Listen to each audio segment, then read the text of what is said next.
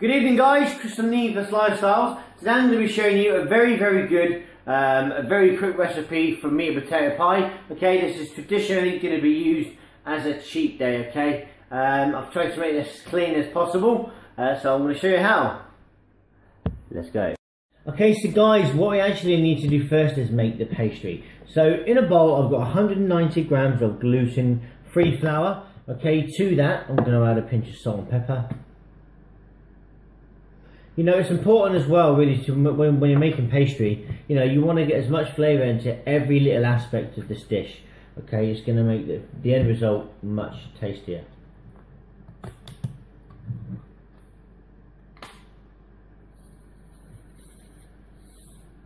Whoops, wrong hole.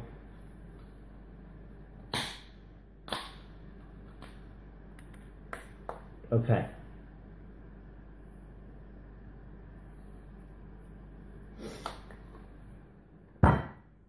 To that, instead of using butter, using olive oil. Now, all we need to do is put in a good glug. Alright, now I'm probably going to estimate you probably put about 50 millilitres in. Okay, because typically when you're making pastry it's half fat, see the amount of flour that you're putting in. Okay, so this is the fat. To that, I'm going to put some water.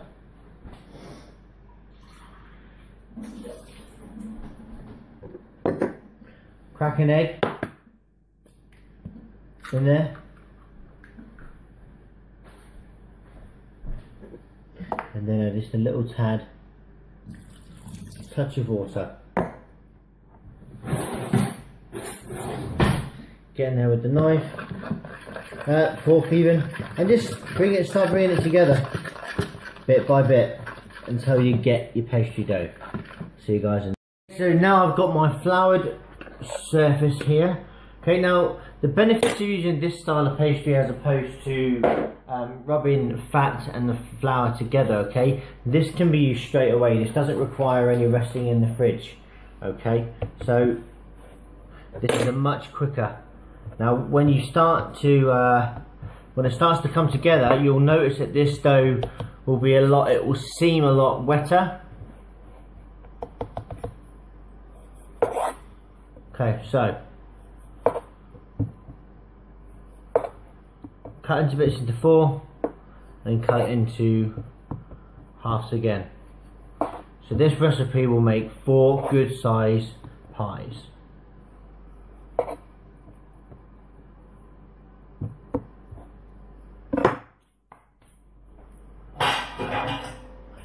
Four individual small pies. It doesn't have to be deep.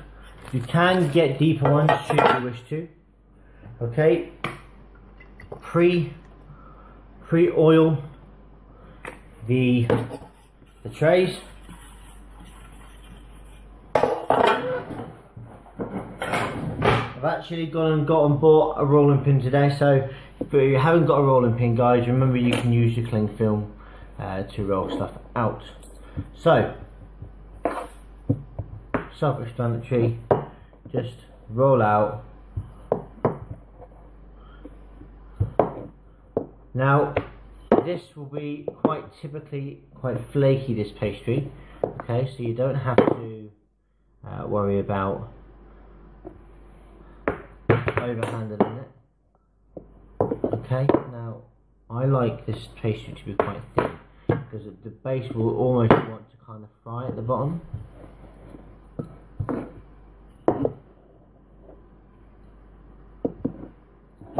So that's what goes down to your personal preference. Okay.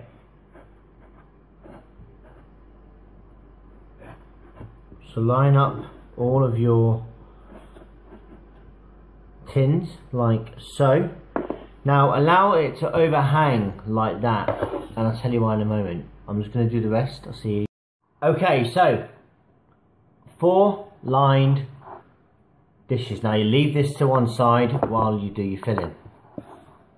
So you're going to cut all your veg up, alright? You want to put it separately, okay? Now, a customer asked me, how do you cut an onion really small? Okay, well, you peel your onion, okay, you cut it in half, And basically what you want to do is you want to put your knife and you want to slice it on the side like that, and then you want to do like 3 or 4 slices underneath. Okay, so you've got about 4 cuts in it. Alright, you want to take the cut side and then you just want to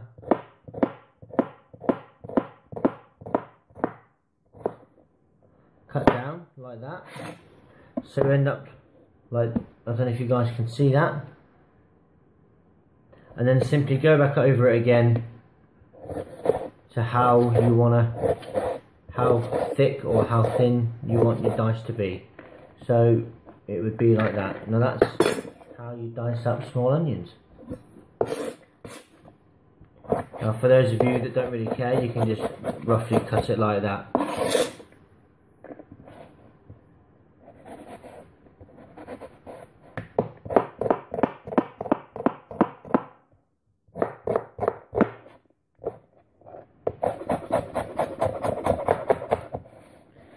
Put it all to one side. Oh shit.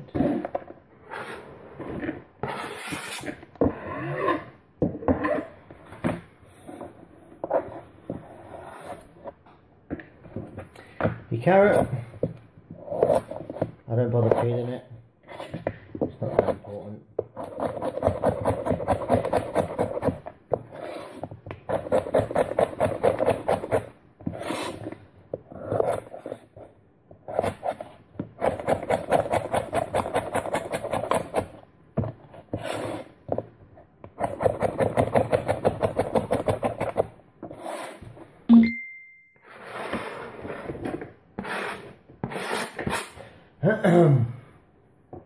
And so forth. See you in a minute. Okay, so the veg is all cut into small dice. Okay, the first thing I want to do is really give our meat lots of colour. So a nice hot pan, olive oil, bacon in first, and our meat.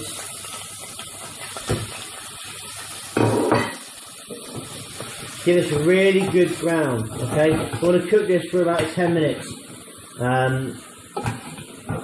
Almost to the point where you want it to be sticking to the bottom. You really want that, you want to get that caramelization phase with the meat. You want to get that that kind of, what's the word I'm looking for? Sediment on the bottom. You really want to get that, so when you put the veg in, the veg is going to start loosening up all of that when the water comes out. Really going to make this pie really tasty. See you in. Hey guys, so that's done. So put the meat to one side, pan straight back on. All right. Now you want to get your veg in.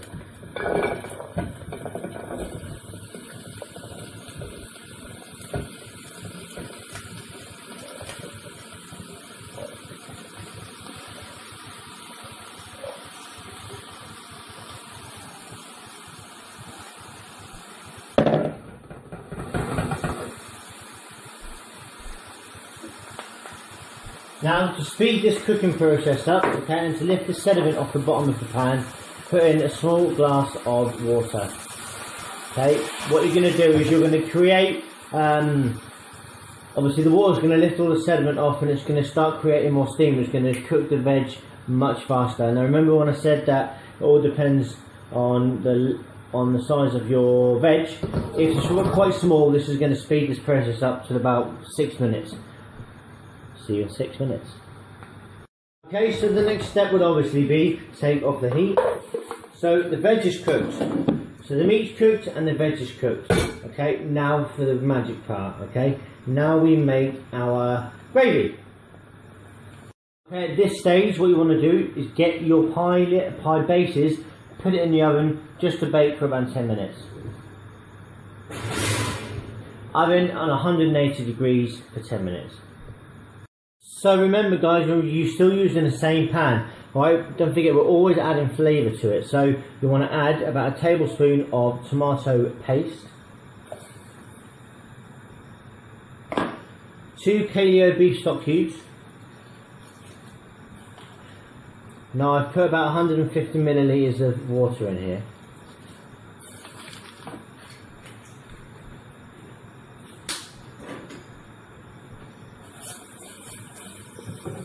Just let them mush around until obviously the stock dissolves.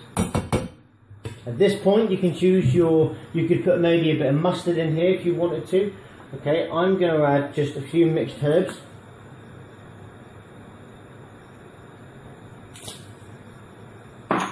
Again, from your store cupboard, which you should have a good variety of herbs and spices there too. And now when this comes to the boil, all we're going to do is to get some arrowroot. Okay, for those of you that don't know what arrowroot is or where to find it, okay, you'll find it with the corn flour and things like that. Arrowroot is just a much cleaner version or a cleaner way of thickening sauces. So I'm going to do that, and then that's it, it's done.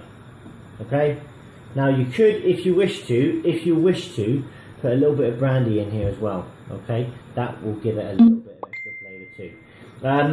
I'll see you guys in a minute. Okay, so veg, meat, put it in together.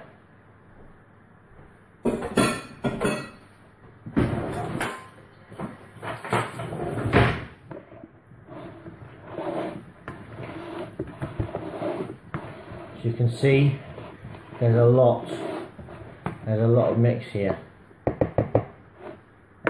Look at all that goodness. In fact, I'm going to show you this. Look at that, guys.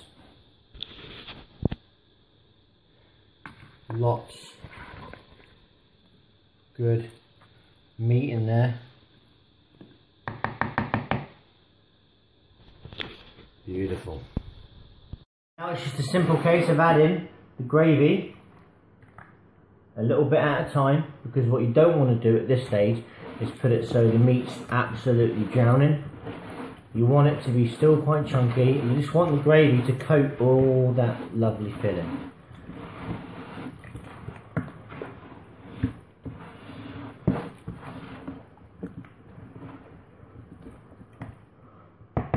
That's lovely.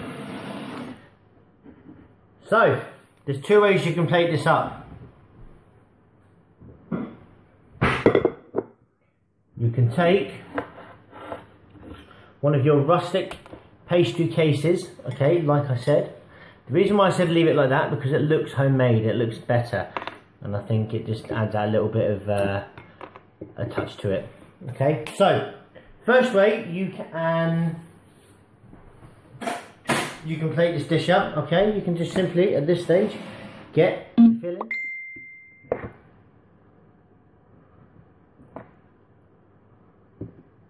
Plump it all in there, nice and tight, nice and high.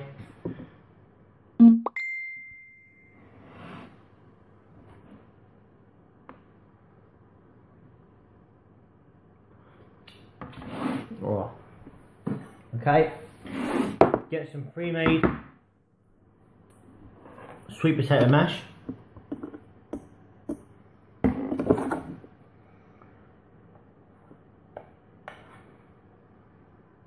Put it over the top like this.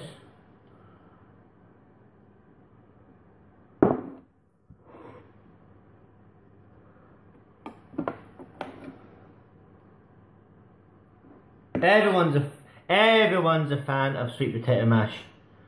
Okay?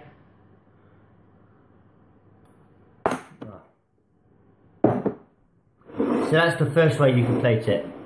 Nice, serve it with peas and a few other vegetables. Mwah, beautiful. That's number one. The second thing obviously you can do, okay, is pastry case.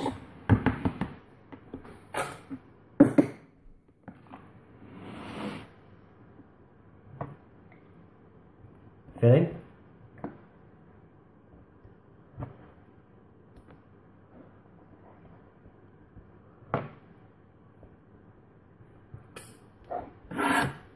And have a pre-rolled out bit of pastry.